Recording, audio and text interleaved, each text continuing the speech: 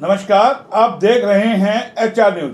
हम आपको एक बड़ा अपडेट देते हैं और बड़ा अपडेट हमारे पास आ रहा है। केंद्रीय चुनाव समिति की भाजपा की मीटिंग चल रही है, उसी पे चर्चा करेंगे। और चर्चा करने के लिए हमारे साथ है विनय यादव जी, राजनीति विश्लेषक है, और चर्चा करेंगे कि आखिर भाजपा में क्यों इतनी माथापच्ची हो रही है। कयास लगाए जा रहे हैं कि आज कुछ सीटों पर नाम फाइनल हो सकते हैं, तो क्या सिनेरियो होगा, सीधा विनय यादव जी से जानते हैं। क्योंकि राव को लेकर के नाराजगी की बड़ी बड़ी खबरें आ रही थी और किस तरीके से मोदी जी से उनकी मीटिंग हुई है, क्या कुछ हुआ है, उस पर भी अपडेट देने की आपको कोशिश करेंगे। लगातार हम आपको अपडेट दे रहे हैं और HR न्यूज पे हर तरीके से चुनाव जुड़ी हुई खबरें आपको दे रहे हैं। विनय जी, क्या कहेंगे? केंद्रीय चुनाव समिति की मीटिंग चल रही है एक तरफ, और एक तरफ राव की नाराजगी, लगातार अलग अलग तरीके से खबरें आ रही है, टिकटें मांगी जा रही है। क्या कुछ होगा, क्या सिनेरियो आप देखते हैं? देखिए मोहन जी, आज की जो मीटिंग है वो मीटिंग है कैंडिडेटों की छटनी के लिए, टिकट वितरण के लिए। अब पैनल में किन किन के नाम गए हैं, आगे आप किस किस पे नाम पे मोहर लगाते हैं। जो विवादित सीटें होंगी जिन पे अभी फाइनलाइज नहीं आएगा उनको आगे पेंडिंग रख दिया जाएगा। मगर आज की मीटिंग के बाद भी जो टिकट कैंडिडेट की कन्फर्म होगी उसकी भी घोषणा आज नहीं की जाएगी, वो भी 1 तारीख के बाद की जाएगी। आज मीटिंग उनकी चल रही है, उसके अंदर संगठन के लोग हैं, मुख्यमंत्री हैं, पूर्व मुख्यमंत्री खट्टर जी हैं, और जो भी प्रभारी हैं, सह प्रभारी हैं, और ऐसे बहुत से संगठन से जुड़े लोग हैं, उनको बुलाया गया है। अब बात यह कि जो लगातार पिछले काफ़ी समय से राव की नाराज़गी चल रही है, उस नाराज़गी पर भी वो चर्चा करेंगे कि वो पार्टी कितने आदमियों की टिकटें उनके लिए फाइनलाइज करती है, कम देती है, ज़्यादा देती है। बाकी इससे पहले भी हम जो कई जो समर्थक लोग थे वो कह रहे थे अकबर राव साहब को 7 सीटों पे 5 सीटों पे, ऐसा भी कोई पुख्ता वो नहीं है कि इतनी सीटों पर सहमति बनी है। आज के बाद सहमति बनना शुरू होगी, कहाँ कहाँ से कौन कौन स्ट्रॉन्ग कैंडिडेट, किस किस को पार्टी उतारा जाए। क्योंकि मुख्य वजह है कि इस बार भारतीय जनता पार्टी पिछली बार वाली कोई भी गलती करना नहीं चाहती है, क्योंकि एक तो सेंटर में अल्पमत में सरकार है, और इस बार जो टिकट वितरण है उसमें संगठनकार संघ के लोगों का विशेष योगदान रहेगा। तो उनकी तरफ से जो फीडबैक गए हैं, जो रिपोर्टिंग गई है, उसके ऊपर गहन मंथन होगा और फिर विचार किया जाएगा कहां से कौन कैंडिडेट जिताऊ है। अब ये मायने नहीं रखता पार्टी के अंदर वो पुराना कैंडिडेट है या नया है, कितने लंबे समय से जुड़ा है, केवल पार्टी का एक ही उद्देश्य है, अब जिताऊ चेहरों को टिकट देनी है जो सरकार बनाने में सहयोग कर सके और वो जीत के आ सके, जीत के नजदीक हो। लेकिन एक सवाल बड़ा है ना, राव को लेकर के। देखिए, जो बीजेपी कैडर के लोग हैं उनमें कहीं ना कहीं हड़कंप मचा हुआ है। राव पर क्या डिसीजन होगा, कितनी सीटें राव को मिलेगी, क्यों उन्हें सबको अपनी टिकटों की चिंता सता रही है। चाहे रणधीर सिंह कापड़ीवास हो, चाहे सतीश यादव हो, चाहे कोसड़े से हो, तमाम ये ऐसे, यानी कि अहीरवाल की जो 9-10 सीटें हैं, ये कहीं ना कहीं संशय के अंदर है। तो आपको क्या लगता है, अगर हम रेवाड़ी, कोसली और बावल की बात करें, किसका नाम पैनल में सबसे ऊपर है, किसका सबसे नीचे है, किसको मिल सकती है? क्या सुनील मूसेपुर का नंबर आएगा या फिर मंजू का नंबर आएगा? महिला का नाम भी भेजा है, ममता का भी नाम भेजा है जो संघ से आती है। तो किस तरीके से आप देखते हैं? उधर कहें कि कोसड़ी के अंदर भी देखिए, यादविंदर कह चुके हैं भाई मैं भी चुनाव लड़ूंगा और मेरी भतीजी सामने चुनाव लड़ेगी तो हम दोनों हारेंगे। मतलब ये सब चीजें क्यों, किस तरीके से इसको देखते हैं? देखिए मोहन जी, यादविंदर ने जो बयान दिया अभी कल या परसों दिया है, उन्होंने कहा है अगर भाजपा आरती राव को टिकट देती है और मैं कांग्रेस से चुनाव लड़ता हूं तो हम दोनों हार जाएंगे, और कोई अन्य ही जो है, चाहे वो निर्दलीय लड़े या किसी अन्य दल से लड़े, वो कैंडिडेट जीतेगा। तो ये बात उन्होंने बिल्कुल तथ्य के साथ फैक्ट कही है, इसमें कोई दो राय नहीं है। जब रामपुर भाई को जवाब दिया है, नहीं भाई, हाँ मैं उसी बात पे आ रहा हूँ। उनके कहने का मतलब ये था अगर आरती राव कोसली से लड़ेगी तो जिस तरह मेरे भाई ने मेरा विरोध किया था, मैं भी पार्टी में होने के नाते उसका विरोध करूंगा, और पार्टी मुझे टिकट देगी या अन्य कैंडिडेट को देगी, वो कैंडिडेट जीतेगा चुनाव। तो ये एक तरह से उन्होंने अपनी बात भी रख दी है पार्टी कांग्रेस के लिए कि मुझे टिकट दीजिए, और दूसरा अपने भाई को भी जवाब दे दिया है। और जो फैक्ट है कोसली विधानसभा का, उसका भी उन्होंने एक तरह से आकलन करके बता दिया कि अगर रामपुरा हाउस से परिवार से 2 लोग लड़ेंगे तो वहां के जो उनके जो पेट वोटर हैं, परमानेंट वोटर हैं, वो कट जाएंगे, असमंजस की स्थिति में आएंगे। तो बहुत से ऐसे वोटर होंगे जो दोनों को वोटिंग ना करके अन्य के साथ जाना पसंद करेंगे। तो ये उन्होंने रखा, वहां अच्छा समीकरण रखा है। दूसरी दूसरी बात क्या, भाजपा में जिस तरह लगातार अब दबाव, जो पुराने नेता हैं जो भाजपा से चुनाव लड़े थे, पिछले चुनाव के अंदर जिनकी टिकटें कट गई थी, जो टिकट नहीं मिल पाई थी, अब वो सब मुखर हो गए हैं। चाहे आप उसमें संतोष की बात करें, रामविलास की करें, यहाँ से कापड़ीवास की बात करें, राव नरवीर की बात करें, अन्य बहुत से नेता हैं पूरे हरियाणा में, तो उस पर भी विचार किया जा रहा है कि पिछली बार जो गलतियां की वो इस बार ना हो। इस बार किसी को तवज्जो ना देकर पार्टी इंडिविजुअल जीतने वाले कैंडिडेट्स को तवज्जो दे रही है। अगर किसी को ये लग रहा है कि भाई उसके समर्थन से या उसके दबाव से कोई कैंडिडेट हल्का भी, उसको भी टिकट मिल जाएगी, तो ऐसा बिल्कुल नहीं होगा। इसलिए मैंने पहले भी कहा था कि बहुत से जो टिकटार्थी भाजपा की लाइन में लगे हुए थे, उनमें अधिकांश तो क्विट कर गए और अधिकांश को पार्टी ने मना कर दिया है। पहले जो पैनल में नाम गया था उसमें सबसे पहले रणधीर सिंह कापड़ीवास का था, सुनील मूसेपुर का था और अरविंद यादव का था। ये थे ऊपर के टॉप 3 नाम। अब 2 नाम रह गए मंथन के लिए, कापड़ीवास का, सुनील मूसेपुर का। अब उस पे द्वंद्व चल रहा है, इसमें से किसका पक्ष रखने वाले प्रबल हैं, जो अब मजबूती से अपने कैंडिडेट को टिकट दिलवा पाएंगे और कौन सीट निकाल सकता है। ये पशोपेश भाजपा के सामने है। तो जिताऊ भाजपा कैडर में है, राव कैडर के अंदर जिताऊ है भाई, जिताऊ कापड़ीवास है, सुनील मूसेपुर है भाई, दोनों टक्कर के हैं, दोनों ने चुनाव लड़ा था। मोहन जी, मैं अभी आज ही दोपहर में किसी एक नेता का सार्वजनिक बयान सुन रहा था, मंच से वो कहीं अपनी सभा कर रहे थे, भाषण दे रहे थे, तो उनसे किसी पत्रकार ने पूछ लिया, हमारे गुड़गांव लोकसभा से ही हैं, तो उनसे पूछ लिया किसी पत्रकार ने, अगर जी आप राव साहब की टिकट में रोड़ा हो, तो उन्होंने एक जवाब दिया था, जी मैं अपनी विधानसभा पर फिक्स हूँ, मैं रोड़ा नहीं, रोड़ा तो राव साहब है दक्षिण हरियाणा की सभी टिकटों में, वही सभी की टिकट में हमेशा डंगा अड़ाते रहे, चाहे वो कांग्रेस के समय की बात हो चाहे भाजपा की हो। अगर इसको दो, इसको मत दो, इसकी काट दो, उसके बदले इसको दे दो। बोलो हमने कभी और जगह जाके विरोध नहीं किया राव साहब का, अब उनको टिकट यहाँ से मत दो या उनके आदमी को मत दो, हम तो अपनी विधानसभा में तटस्थ है।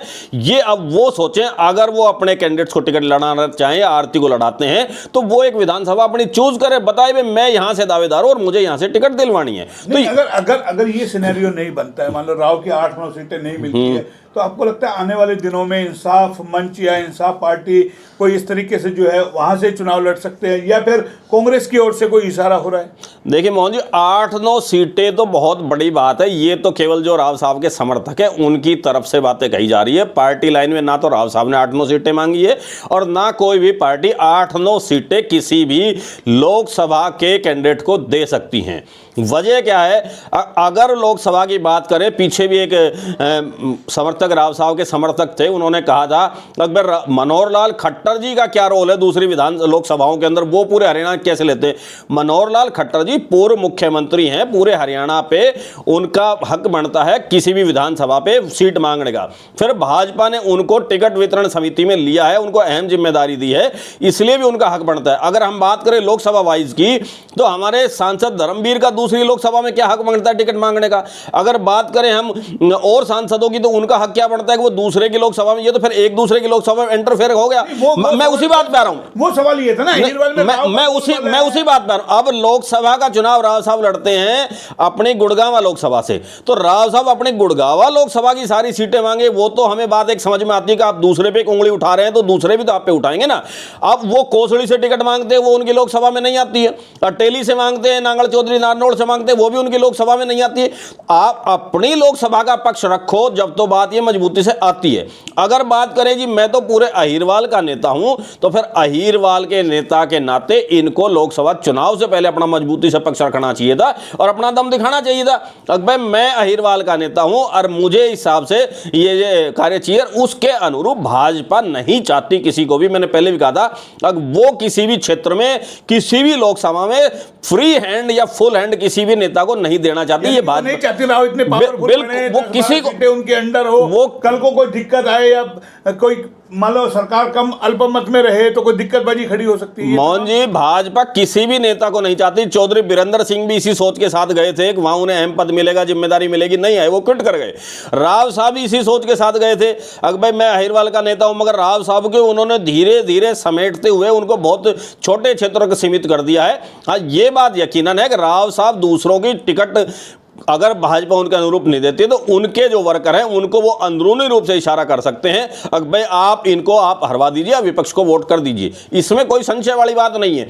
मगर ये भी एक भाजपा का, अगर ये खबरें जाती हैं और पता चलता है तो ये भी भाजपा के विरोधी होकर उसके अनुरूप राव साहब को फिर और भाजपा का जो है वो अंदरूनी जो है उनको पे जाके विरोध नहीं करेंगे। वो मैं वही तो कह रहा हूँ, वोट पे क्यों करेंगे भाई? अपनी पार्टी को क्यों हराएंगे भाई? उनके समर्थकों को टिकट नहीं मिली, पार्टी के समर्थकों को मिली है, समर्थक अपने आप अपना रास्ता देख लेंगे। सारे में तो आंखों से समझाया जाता है राजनीति में। तो मैं वही बात तो कह रहा हूं ना, अगर राव साहब का तरीका अलग है, वो टिकट दिलवा नहीं सकते हैं तो दूसरों की टिकट जो जिनको मिलती है, जो उनके अनुरूप कैंडिडेट नहीं है, उनके विरोध में अपने जो निजी उनके वोटर है उनकी वोटें वो विपक्ष को डलवा सकते हैं। अगर राव को बड़ा डिसीजन नहीं लेते हैं, बीजेपी में रहते हैं, मान लो जैसे कि कल से चर्चा चल रही थी कोई बड़ा फैसला करेंगे, भाई मोदी जी से मीटिंग हुई है, सुबह नड्डा जी से मीटिंग हुई है, तो एक कयास तो लगाए जा रहे थे। लेकिन जो बीजेपी कैडर के लोग हैं उनमें भी कहीं ना कहीं खुशी थी, वो भी चाह रहे हैं कि राव यार चले जाए तो ये टिकटों का अड़चन खत्म हो जाए, हमें टिकटें मिल जाए। तो वो तमाम चीजें क्या लगता है राव तक नहीं पहुंच रही?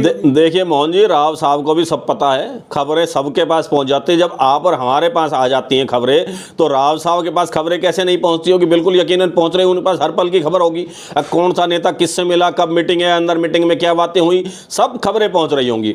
मगर दिक्कत क्या आ रही है, अगर राव साहब को एक को खुश करने के लिए भाजपा 15-16 कैंडिडेट्स को, उम्मीदवारों को नाराज नहीं कर सकती, वो भी उनके लिए खतरे की घंटी है। अगर वो केवल राव साहब को खुश करने के लिए 5 सीटें 60 सीटें अगर वो दे रही हैं, तो फिर वो उतनी नाराजगी उन विधानसभाओं पे भी तो हो गई और कैंडिडेट्स की। से गारंटी ले ले भाई, हम आपको दे रहे हैं अहिरवाल की 12-13 सीट आप ले लीजिए। मोहन जी गारंटी तो आज राव जिताने की गारंटी दे दे मान लो, तो फिर क्या दिक्कत है भाई? मैं अगर मान लो पार्टी में मैं करूंगा, मेरी गारंटी आपकी 13 सीटें आपकी झोली में आएगी। Hook and cook do it done जैसे भी। मोहन जी, कहना और होने में बहुत फर्क है।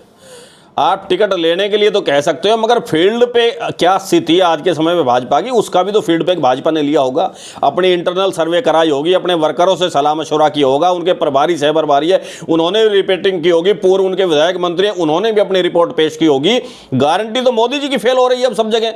तो आप अब भाजपा इस तरह से गारंटी ले, राव साहब क्या गारंटी लेंगे? अगर मैं सीटें जिता दूंगा, जनता उनसे गारंटी मांगेगी। आपने आज तक बताओ, ये जो अग्निवीर योजना लागू हुई, इस पे आपने क्या लिया? इस पे क्या गारंटी? दक्षिण हरियाणा से सबसे ज्यादा सैनिक जाते हैं, हरियाणा से। हरियाणा के अंदर पूरे हिंदुस्तान में जितने सैनिक है उसका 12-13% अकेले हरियाणा से है। अब उसके लिए क्या गारंटी ली गई? उस पर आज तक कभी कोई बयान नहीं दी गया। अब दक्षिणी हरियाणा इतने साल से उपेक्षा का शिकार रहा, कांग्रेस के समय में भी रहा, मैं ये नहीं कह रहा कांग्रेस में नहीं रहा, इससे पहले जो भी पार्टियां रही, दक्षिणी हरियाणा के नेताओं को आपस में लड़ा करके उन्होंने अपने राजनीतिक हित को साधा है। यही हाल कांग्रेस का रहा, यही अब हाल भाजपा का है। तो फिर राव वही मझधार में लटके रहेंगे। बिल्कुल, इधर पड़े कुआ, इधर पड़े नहीं में लटके रहिए। बेटी को भी राजनीति में स्थापित करना है, वो भी बड़ी चुनौती। नहीं बेटी, ये आखिरी मौका है, किसी तरीके से किया जाए। जो उनके कट्टर समर्थक है, गुरुग्राम से देखें मनीष मित्तल को लेकर के राव अड़े हुए हैं, उधर सुनील मूसेपुर को चाहते हैं किसी तरीके से टिकट मिले। तो कई सारे समर्थक राव के लिए भी तो चुनौती बन गए ना, वो कहां जाएंगे? देखिए मोहन जी, पार्टी का एक अपना सिनेरियो है, पार्टी का एक प्रोटोकॉल है। वो ये कहते हैं कि आप निजी के समर्थक हैं तो आप निजी तक सीमित रहें। अगर आप पार्टी के समर्थक हैं तो पार्टी के लिए काम करिए, निजी नेता के लिए काम मत करिए। जो लोग पार्टी के लिए लगातार काम कर रहे हैं, पार्टी और संगठन इस बार उनको तवज्जो ज़्यादा देना चाह रहा है। ये आप टिकट वितरण जब होगा आप उस चीज़ को देखेंगे, अच्छी तरह समझेंगे भी। हाँ, नेताओं को बड़ों को नाराज नहीं करेंगे, पर उनके कहने से ही आप एक इलाके विशेष की सारी टिकटें बांट देंगे और अपने संगठन के पुराने विधायक या पूर्व विधायकों को या आप जो टिकट के प्रबल दावेदार उनको नाराज करेंगे, उस बात पर भी पार्टी नहीं जा सकती। ये भी उनकी एक मजबूरी है। तो चलिए, बनवारी ये बावल की टिकट पे भी कुछ संशय आपको बना हुआ है या बनवारी को मिलेगी? क्योंकि अगर राव कैडर में टिकट आ गई गलती से, तो आपको लगता है राव बनवारी के लिए पैरवी करेंगे दोबारा? देखिए मोहन जी, मैंने पहले भी कहा था और फिर मैं बार बार रिपीट कर रहा हूं, कुछ सीटें राव साहब को पार्टी देने के लिए तैयार है। वो अपनी पुत्री की विधानसभा को कहें आज मुझे इस विधानसभा से टिकट सीट लड़वानी है और इस विधानसभा के लिए मुझे अपनी बेटी के लिए टिकट चाहिए, पार्टी दे देगी, देने के लिए तैयार है। पार्टी के अंदर वो क्राइटेरिया नहीं, ना एज का क्राइटेरिया है और ना सांसद के पुत्र पुत्र या पूर्व मंत्रियों के परिजनों को टिकट देने का क्राइटेरिया, वो सब खत्म हो गई। अब सिर्फ एक ही क्राइटेरिया है, भाजपा सरकार कैसे तीसरी बार हरियाणा की सत्ता पे रिपीट करे, ये केवल उनके लिए बात एक रह गई है।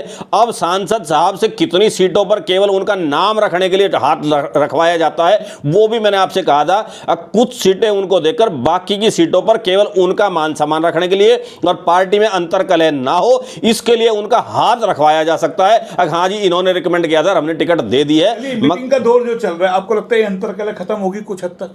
देखिए मोहन जी, आज 10, 20, 30 नाम अहीरवाल की 5-4 सीटें फाइनल हो जाए, क्योंकि देखिए हड़कंप सबके अंदर मचा हुआ है। राव कैडर में भी मचा हुआ है, बीजेपी कैडर में भी मचा हुआ है। कापड़ीवास के आप देख रहे होंगे कार्यालय की तैयारी हो रही है, वहाँ पेंटिंग वगैरह और कहें वॉल पेंट वगैरह तमाम चीज़ें चल रही है। तो ये हड़कंप तो कहीं ना कहीं तैयारी सब जगह करे हुए हैं। सतीश यादव ने देखिए कार्यालय बना लिया। तो मेरा ये है कि कहीं ना कहीं अगर मान लो सतीश यादव को नहीं मिले, आपको लगता है भाग्यों के चुनाव लड़ेंगे? देखिए मोहन जी, सतीश यादव का चुनाव लड़ना तय है। पार्टी टिकट देगी जब भी लड़ेंगे, टिकट नहीं देगी जब भी लड़ेंगे। तो फिर पार्टी से बगावत नहीं होगी? मैं आपसे वही कह रहा हूं, सतीश यादव जी चुनावी घोड़े हैं और वो चुनाव में निकल चुके हैं, अब वो क्विट बैक नहीं कर सकते हैं। ये उनका एक आप माने अच्छा राजनीतिक जो निर्णय है। अगर राजनीति में जिंदा रहना है तो चुनाव हार जीत अलग बात है, राजनीति में जिंदा रहना है आपको चुनाव लड़ना पड़ेगा। ये राजनीति का एक तगाजा है। पिछले चुनाव लड़के जो जगदीश यादव ने गलती करी, नरवीर ने गलती करी यहाँ से, और अटेली से हमारी डिप्टी स्पीकर संतोष, चुनाव नहीं लड़ाई। इन्होंने जो गलतियां की हैं, इस बार कोई भी भाजपा का नेता या कांग्रेस नेता ये गलतियां नहीं करना चाहता है। राजनीति में जिंदा रहने के लिए चुनाव तो आपको लड़ना पड़ेगा। बीजेपी को नुकसान अब ये लग रहा है सतीश यादव का अपना ये है कि अभी मैं भाजपा के तौर पे प्रचार में कर रहा हूं, अगर किसी पे भी सहमति नहीं बनती है, राव खेमे में या अन्य खेमे में आपसी खींचातानी हो सकता है। आपके भाग्य की लॉटरी खुल जाए, किसी पे सहमति ना हो तो हो सकता है आपको टिकट मिल जाए, या हो सकता है राव समर्थक को टिकट मिल जाए। और जो बीजेपी का पुराना खेमा है, कापड़ीवास खेमा या अन्य और जो भी घने नेता है, काफी वो हो सकता है कि राव के कैंडिडेट के एंटी मदद करने की वजह से वो सतीश को इंटरनल मदद कर जाए। तो सतीश यादव भी अपना लक आजमा रहे हैं। पशोपेश में बीजेपी बिल्कुल पशोपेश, बिल्कुल, यानी कि किसी भी तरीके से सिनेरियो घूम फिर करके 19 वाला बनता हुआ नजर आ रहा है। बिल्कुल 19 वाला, क्योंकि पिछली बार 19 के अंदर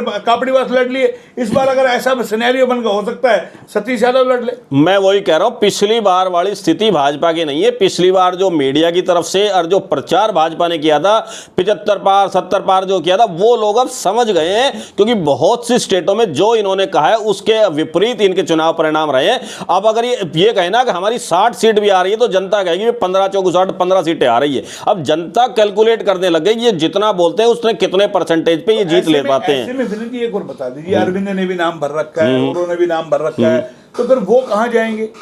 देखिए, अरविंद जी पार्टी कैडर के पुराने नेता हैं। अरविंद जी को अवार्ड रिवार्ड सब कुछ पार्टी ने दिया है, मान सम्मान दिया है। पिछले चुनाव में राव के विरोध के बावजूद उनको आप देखिए, अगर उनको चेयरमैन बनाया गया और दोबारा रिपीट किया। मैं वही बता रहा हूँ, जैसे सतीश यादव मेहनत कर रहे हैं भाई, लगातार डल रहे, अरविंद का कहीं इस तरीके से नजर नहीं आ रहा है कहीं? नहीं, अरविंद जी भाजपा में किसी को भी टिकट मिलेगी वो निर्दलीय चुनाव नहीं लड़ेंगे, वो पार्टी कैडर में रहेंगे। उन्हें पता है पार्टी लीग में रहोगे, आपको आगे फिर कोई बड़ा ना आपको रिवार्ड मिल सकता है, पार्टी बड़ी जिम्मेदारी दे सकती है कि आप अपना राजनीतिक आनंद लीजिए, उम्र के पड़ाव पे हैं, तो वो ऐसी गलती नहीं करेंगे। मतलब ये भी खेल खेलते हैं, बिल्कुल बिल्कुल। अब आप हाँ कैडर की बात करो, आप सुधा यादव देखिए, सुधा यादव जी की चर्चा हुई, मुझे मेरी बात हुई थी एक बार आज से 15 दिन पहले, उन्होंने भाई हम चुनाव बिल्कुल मेरी लड़ने की इच्छा नहीं है ना मैं चुनाव लड़ूंगी। नहीं, ये चर्चा आप और हम लोग जो बाहर के लोग हैं वो कर रहे हैं, ना उनकी संगठन में चुनाव लड़ने की चर्चा है, ना उनके स्वयं की तरफ से कहीं टिकट मांगी गई है। अब वो ये उसका सिनेरियो आप देखिए, उसका क्या है। अगर वो इतने बड़े पद पे हैं, अगर वो एमएलए का चुनाव लड़ लेती है और वो जीत गई तो क्या एमएलए, और हार गई तो फिर क्या? तो इससे बढ़िया उनके लिए सूटेबल यही है, अगर भाजपा में आप इतने बड़े ओहदे पर है, जो एमएलए मंत्री आपकी हाजिरी लगाते हैं, तो आप उस परिस्थिति में स्थिति में क्यों जाओ, चुनाव जीत कर या हार कर आपको औरों की हाजिरी लगानी पड़े? तो वो अपनी सुविधानुसार बिल्कुल अनुकूल परिस्थिति में है, बढ़िया पद पे है। ये बता दीजिए, जो ये मीटिंग चल रही है आज 5-7 सीटें या हीरवाल की 2-3 सीटें, देखिए मोहन जी आज जिस आपका कयास लग रहा हो कि हमारे सूत्र ये करें आज 10-20 सीटों पे कहीं ना कहीं 2 या 3 चरणों के अंदर हो सकता है धीरे धीरे, क्योंकि जिस तरीके से पार्टी अल्पमत में है और जिस तरीके से बगावत का डर लग रहा है, तो हो सकता है धीरे धीरे slow and study wins the race वाली पॉलिसी पे काम करे। मोहन जी आज लगभग 30 सीटों पर नाम फाइनल हो जाएंगे, मगर उनकी घोषणा अभी नहीं की जाएगी, वो 1 तारीख के बाद की जाएगी।